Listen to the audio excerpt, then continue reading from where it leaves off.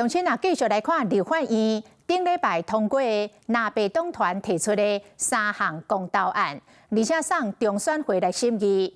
中選會委員按算8月28要進行審查，到時陣會有偌濟案通過，而且來成案，必須愛委員會開會決定。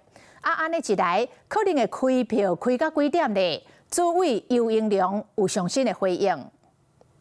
那公投越多，當然這個開票會開得比較晚，這個是我們國人已經都知道的事情。111年9合1地方選舉加一項修憲公投，最後開完是晚上11點40分。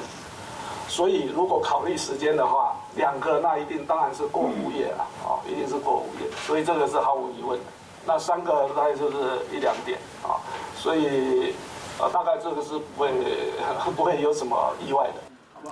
主委預估加上3個公投案開票開了，大約已經是翻點的半暝1、2點了。有關到年底9合1的大選，主委講有8900外的選區，動員超過30萬的選務工作人員，是一場真大場的民主政治的工程。講中選會甲地方的選委會會用辦喜事的精神來籌辦這屆的地方的大選。